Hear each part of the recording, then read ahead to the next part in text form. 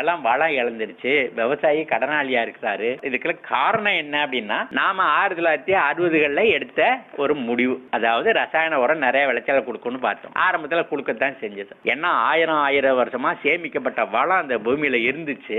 அதில் ரசாயன உரம் போட்ட போது அதை எடுத்து கொடுத்துச்சு. இப்ப மறுபடியும் ரசாயன உரத்தை தொடர்ந்து போட்டீங்கன்னா எடுத்து கொடுக்க அங்க ஒண்ணும் இல்ல.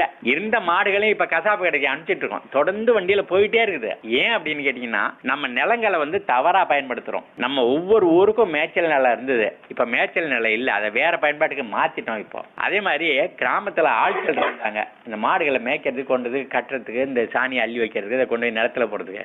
இப்ப இந்த ஆளுகள்லாம் இல்ல. அதாவது வளர்ச்சி என்ற பெயர்ல பட்டணங்களையே உருவாக்கி இருக்கிறாங்க, நகரங்களையே உருவாக்குறாங்க, ரோட்டையே அகலமாக்குறாங்க. ஆனா எல்லாம் இந்த கிராமத்துல இருந்த மக்கள் அப்படியே உறிஞ்சிக்கிடுச்சாது. ஆனா இன்னைக்கு அது சாத்தியமே கிடையாது. அதனால நம்ம என்ன செய்ய வேண்டியிருக்குது அப்படின்னாக்க, முழுசுமா இயற்கை விவசாயத்துக்கு. இந்த தகவல் உங்களுக்கு பயனுள்ளதாக இருந்திருந்தால் இந்த வீடியோவை ஒரு லைக் செய்யுங்கள்.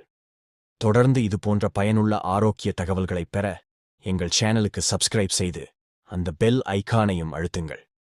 உங்கள் அன்பான நண்பர்கள் மற்றும் உறவினர்களும் ஆரோக்கியமாக இருக்க இந்த வீடியோவை அவர்களுடன் ஷேர் செய்யுங்கள். உங்கள் ஆதரவுக்கு மனமார்ந்த நன்றி.